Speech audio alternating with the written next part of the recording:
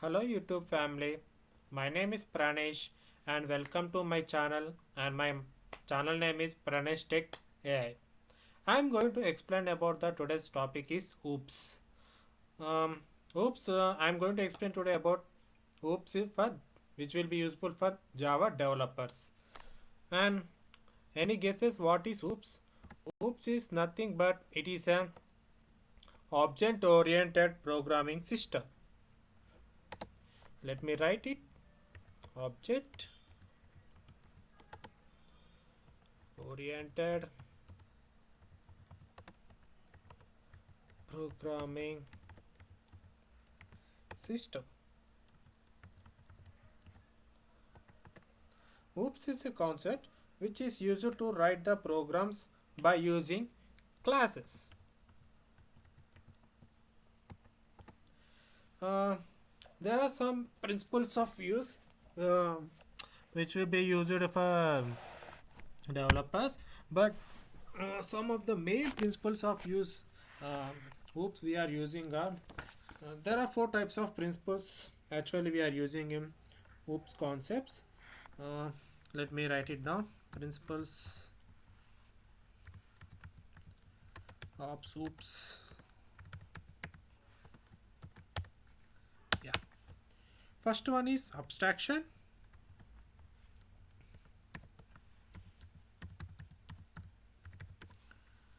Second one is encapsulation.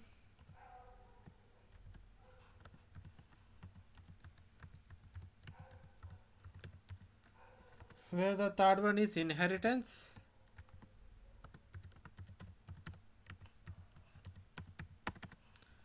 Fourth one is polymorphism.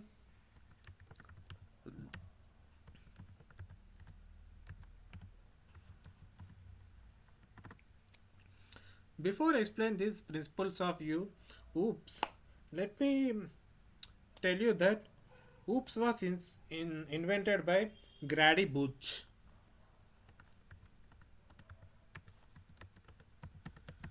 Was invented by Grady Booch. See, there are many types of OOPS where we can use the OOPS in Java concepts. We can use the OOPS in C# .NET concepts, and we can use the OOPS in Python also. But today I am going to explain for the Java developers OOPS concepts. Okay, all the syntax is for Java developers. So first of all, tell me about. I will tell you about the what is OOPS language. Any language that supports the above four principles is called as object-oriented programming language. I will explain it one more time. Any language that supports the four principles is called object-oriented language. Examples are Java, C#, .NET, Python. And what is object-based programming language? Object is based programming language is nothing but it doesn't support at least one among the four is called as object programming based language. I will tell you again. Any language that does not support at least one among the above four is called object based programming language. And for this example is JavaScript. J stands for JavaScript. Now, I will tell you the advantages of OOPS. The main advantages of the OOPS is the it has the multi-user accessibility, and for the security reasons it will be very useful for data security. It is reusable and it is a modular, and sometimes it will be extensibility, re-implementation, and we have many organization where we can maintain the data securely called data organization. So I will tell the advantages of the OOPS.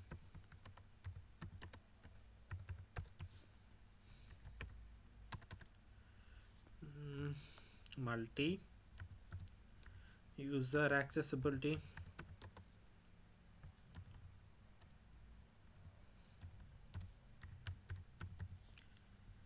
data organization,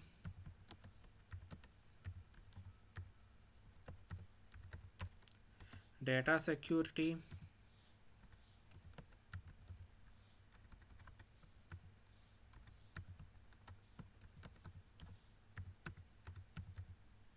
modular,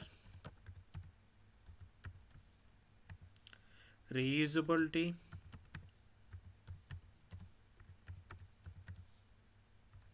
extensibility, and re-implementation.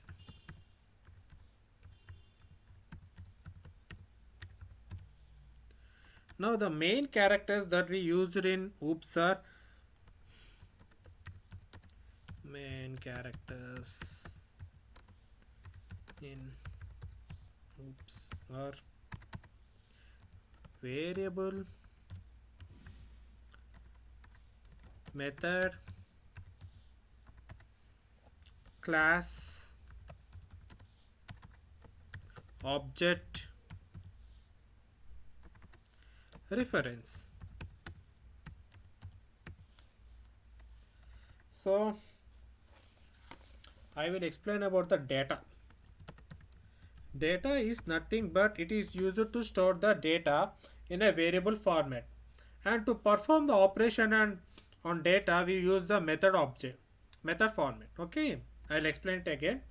Data means it is used to store the data in a variable format and to perform the operation on data in a method format. What is variable? Variable is nothing but it is the name given for a container. It is the name given for a container, and the purpose of the variable is to store the value. I will explain it again. Variable is nothing but it is the name given for a container, and the purpose of the variable is to store the value. And how to create a variable? By using data. So this is about the variable. Now I will explain you about the abstraction. What is abstraction? Yeah, abstraction is nothing but it is a process of showing essential details and hiding the unnecessary details. Means showing the essential details and unnecessary details means, suppose if I write a Java program like to print the given number is even or odd, but I will change a little bit, write a Java program to whether it is even, that's it. So I will write the program, and I want the output is like that. The program will be, if it is a given number is odd number, it should not, it should what actually we know that it will print the given number is odd number, but it should not print that like it is not a odd number. It should print like it is an even number. To hide the essential output, we should want the expected output. That is a abstraction. Okay. What is encapsulation? Encapsulation is it is a process of binding of wrapping, grouping of related variables and methods in a single container. In object-oriented programming like Java, C Sharp, we can achieve encapsulation by using class. What is class? Class is nothing but it is a user-defined data which consists of variables and method. In in OOPS like Java, C Sharp, .NET, Python, we have to declare the variables and methods inside the class. So I will write now the syntax for the class. Syntax. Yeah. Class. Class name. Variables. Methods. And I will close the bracket. Yeah. So I will explain to you about the variables once again. Variables is nothing but it is the name given for a particular memory location, and the purpose of the variable is to store the variable. And How to store the how to create a variable for creation of the by using data type, and the syntax for the variable is, I'll write it down. Syntax for variable is yeah, data type, variable name, variable name, int emp number, employee number, emp stand for. So this is how we syntax for variable. Now rules to be followed while creating variable.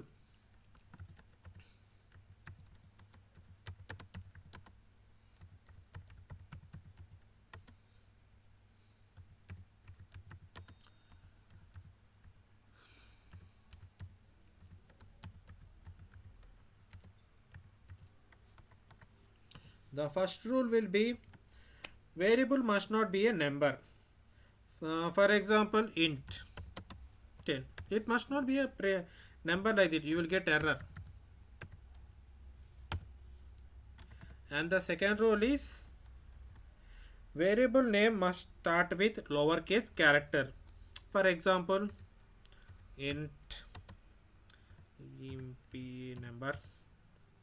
This is a valid. If we write with capital letter int emp, this is invalid. And the next third rule is variable name must not consist of spaces. See, in the above we have written int emp number. For emp number there will be no spaces. So that is what the rule says. We should not write with spaces. This is error or invalid. The fourth rule is variable name must not be a keyword. What is keyword? Keyword is a reserved word which have a special meaning. If examples are if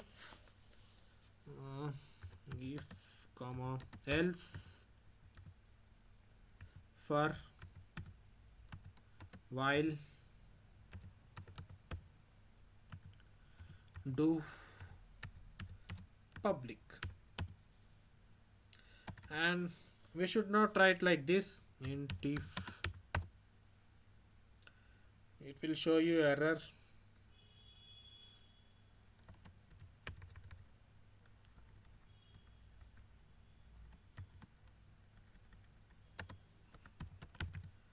So the next fifth rule will be variable name must not be a null, true or false. Example, int true, it is true. And the sixth rule will be we cannot multiple values in a single variable. Example, int x is equal to 6. This is error. We cannot declare like this. That's what the sixth rule says. Now the seventh rule will be two variable names must not be same. Example, if I declare the x value as 5, this is valid because already I have declared with one value. And if the same value is declared with another like 8, this is invalid because already I have declared the x with a 5 value and I cannot declare the same assigned value. I cannot assign the same value to this x variable. Okay, I can write it as int y is equal to 8. It will be a valid. Okay, that's what the rule says. And the eighth rule will be at the time of declaring the variable we use data type, and the time of using the variables no need of data type. We create variable one time and use the variable multiple times. I will tell you, Variable values will change when we perform app operations. For example, int x is equal to 5. The value 5 will be assigned to the value 5 to x. So this is for the 8th rule says. Now the 9th rule is an operator which is used to assign the value to the variable. Um, See, this is similar to the same example. If you are assigning one value, then it is considered to be the assigning the value of a variable.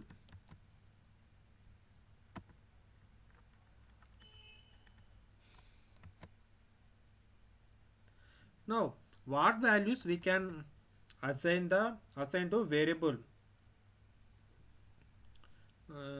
Example, int x is equal to 5,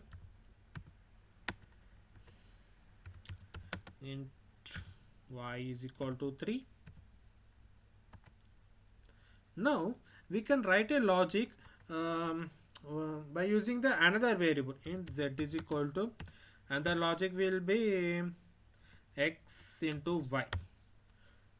When we assign logic to the variable, then result of the logic will assign the variable either the value 15, 5 to 3 is equal to 15, assigned to the z value. That's what the example. Now let me explain about what is once again I will explain about the abstraction. Abstraction is nothing but it is a process of showing essentials and hiding unessential details is called as abstraction. Encapsulation is nothing but it is a process of binding or wrapping or grouping of relative variables and methods in a single container. In object-oriented programming languages like Java, C#, .NET or Python, we can achieve encapsulation by using class. What is class? Class is nothing but class is a user-defined data type which consists of variables and method. And the syntax for the class is class, and we are assigning some class name, and inside the class we are having variables and method. This is the syntax. Now I have explained about the variables. Now let me explain about the method. What is method? Method is nothing but it is a subprogram which is used to perform a specific task. Methods.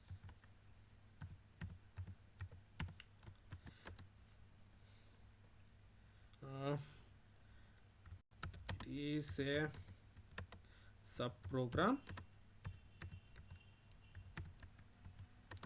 which is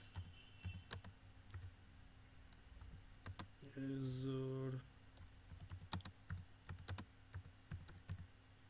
perform a specific task. It is called method. Inside the method we will write the logic. And what is logic? Logic is nothing but it is a small piece of code that was written to solve a particular business requirement.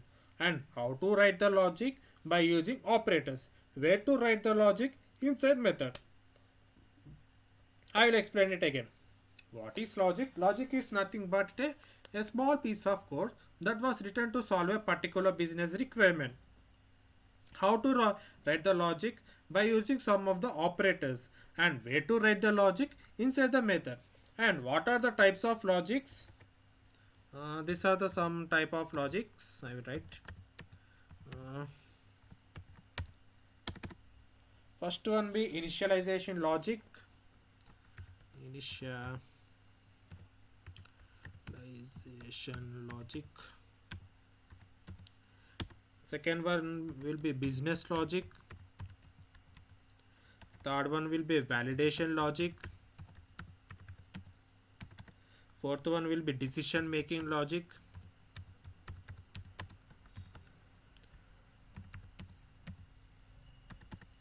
And fifth one will be the iterative logic.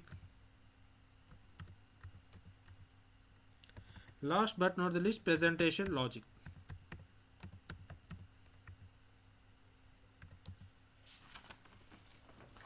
I'll explain you about the what is initialization logic. Initialization logic is nothing but it is used to assigning the input values to the variables. It is used to assign the example int x is equal to 5. We are giving some input values to assign the variables. That is int x is equal to 5 and another one is int y is equal to 3. Yeah. And what is business logic? Business logic is writing logic for a particular business requirement. Like this example are calculating salary, calculating student marks, etc. etc. profit, average, addition, subtraction. This is business logic. What is validation logic? Validation logic states that uh, it is the user input is valid or not. Username must some of the examples are username must not be empty, it password must not be empty, phone number must allow only digits. That is validation logic. Now coming to the decision making logic, it is nothing but executing the logic based on some decision. For example, if an 18 years men or woman or some other people, if their age is 18 plus, then what our constitution states, they are eligible for voter to apply voter ID and to apply a vote. For example, if their age is 18 below, they are not eligible to apply the voter ID and they can't even vote. So this is called decision making logic. And coming to the iterative logic, it is nothing but a repetitive logic. When it comes to the presentation logic, printing the variable values of output messages is called presentation logic. Uh, I will explain you again. What is class? Here is yeah. Class is nothing but it is a user defined data type which consists of variables and method, and syntax for the class is yeah. We are declaring the variables and method inside the class, and variable is nothing but variable is the name given for a particular memory allocation. Purpose of the variable is to store value. Now I will come about the different types of variables. Let me scroll down. Yeah, types of variables.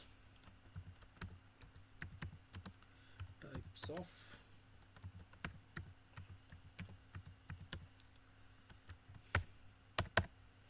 number one will be static variable.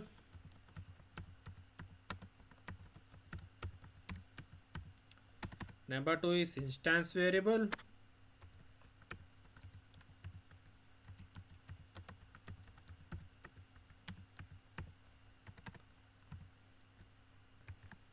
Third one will be local variable.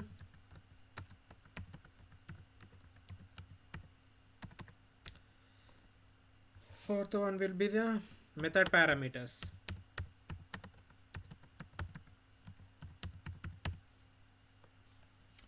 So before explaining about the so how many types of variables are there?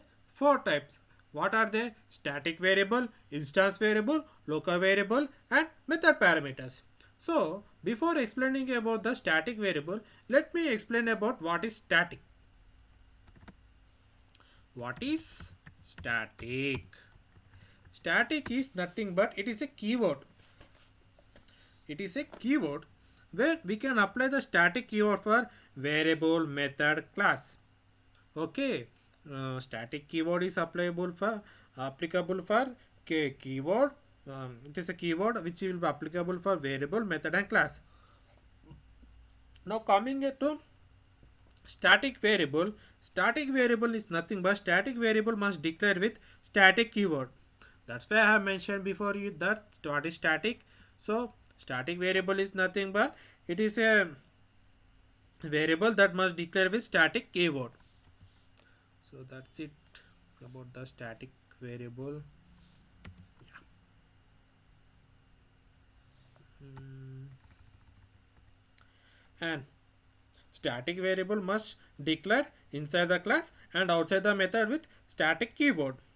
And the syntax for the static variable is, I will write the syntax.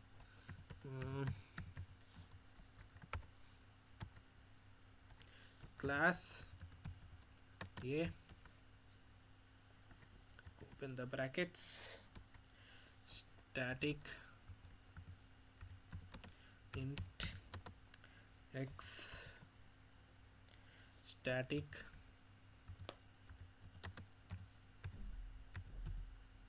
void main. Um, Open the brackets, close the brackets, close. That's it. And what is A?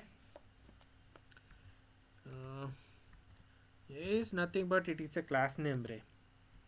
Class name. And what is int x? Static variable.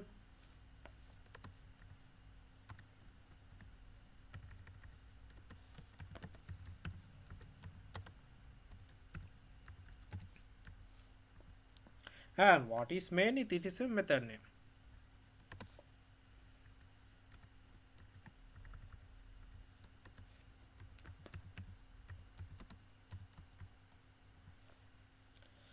Now, let me come down to, yeah. What is instance? Instance it is a variable that was declared inside the class and outside the method without any keyword is called as instance variable. I will explain it again. It was a variable that was declared inside the class and outside the method without any keyword is called as instance variables. Um, you are a bit little have a confusion with me, so I will write down the syntax. If I write down the syntax, you will know it. You will you can understand it easily. Class A, class name is A, int x, int y, and static void main.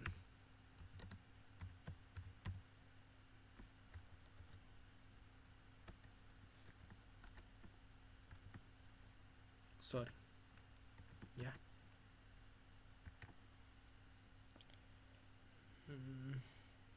Sorry, closing the brackets, yeah. So what is int x and int y?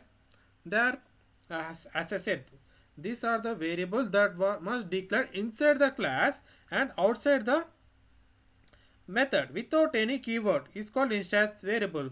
So that's what I am writing the uh, uh, int x and int y inside the class and outside the method without any keyword. Okay. And yeah, these both are instance variable.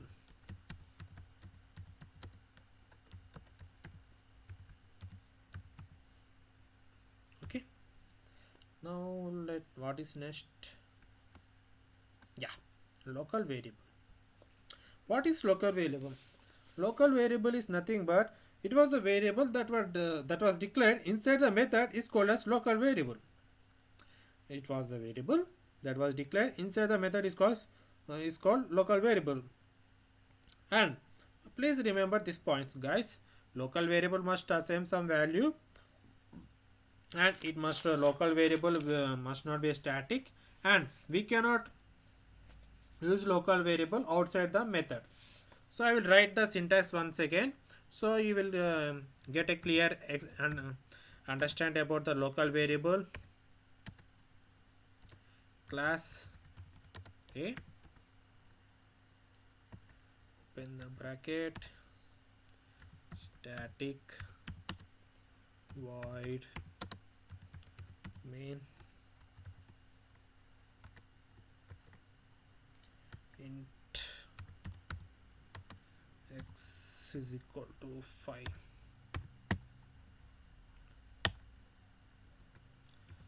static int y is equal to 4, int z.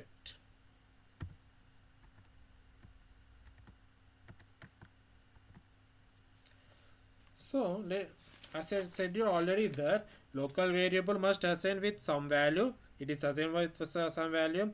Local variable must not be a static, but I have written it is a static, so it is not a local variable, and we cannot use local variable outside the method. But I have used the local variable in outside the method. So in this syntax, this is a valid point.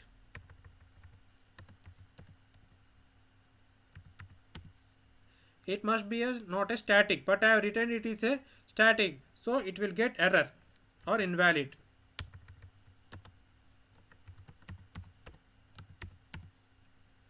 Invalid.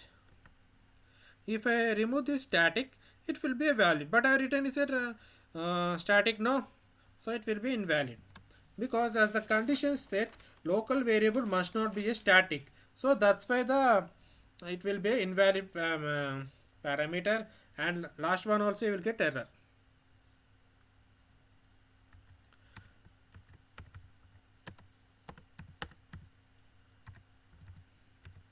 Why error you will get by this? We cannot use local variable outside the method. So to remember this, I'll write these points. Okay. So you will get a better understanding.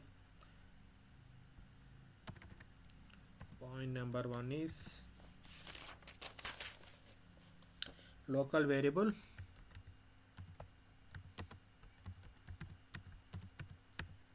must assign with some value.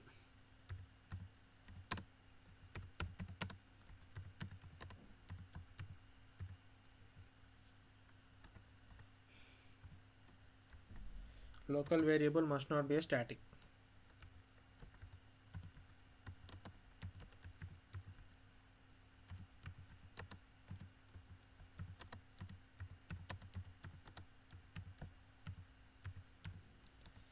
And the third point will be we cannot use local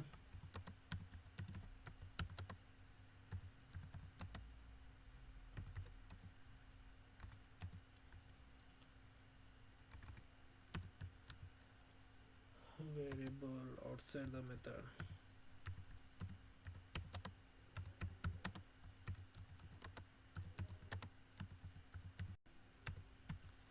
So that's it about local variable, guys. Now I will explain about the last and final of the today's session, method parameters. What will be a method parameters? The variables that are declared within the method parenthesis are called as method parameters. I will explain it above again. Variables which are declared within method parenthesis are called as method parameters, which are declared within the method parenthesis parentheses are called as method parameters, and the syntax for these method parameters will be, let me declare the class name. CLSS class name will be student, and let me open the brackets, static string college name,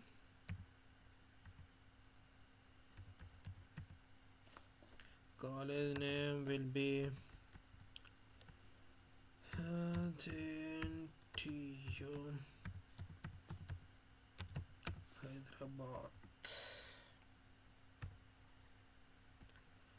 and SNO stands for student number,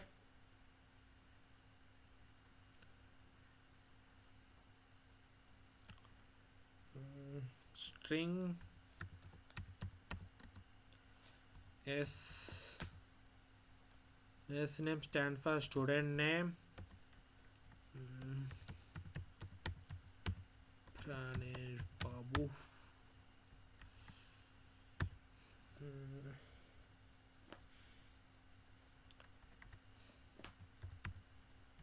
Void cal.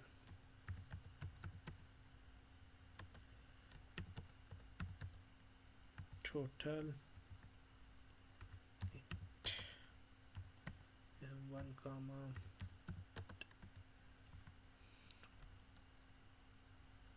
int.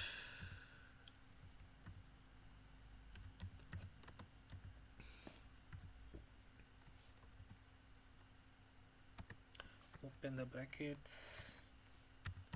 Int total is equal to m1 plus m2 plus m3 plus m4. Close the brackets. So as per the method parenthesis, this student is called class name,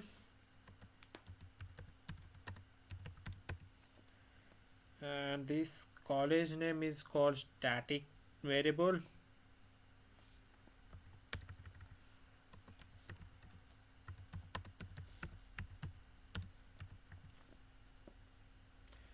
and this int student number and int string names are instance variable.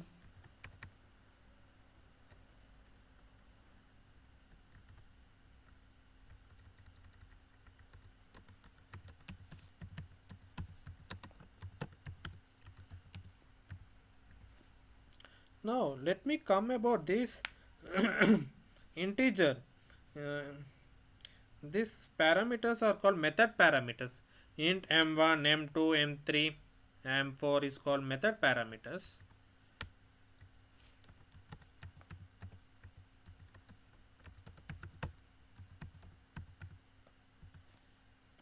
And this calculation is called method name.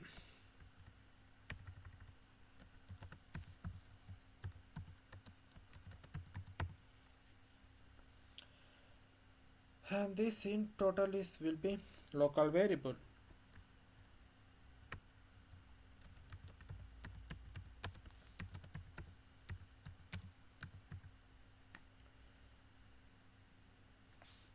So this will be today's session, guys, and in tomorrow the upcoming sections I will explain you about the static method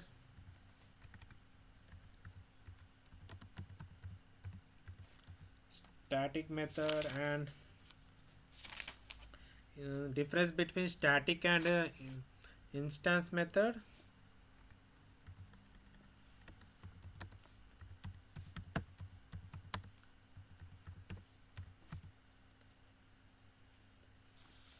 and what is an object.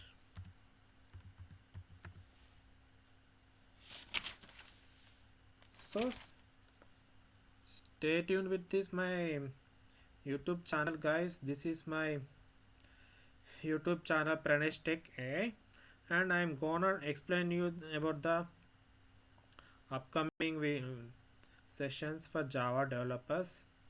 So have a nice day, guys. Bye.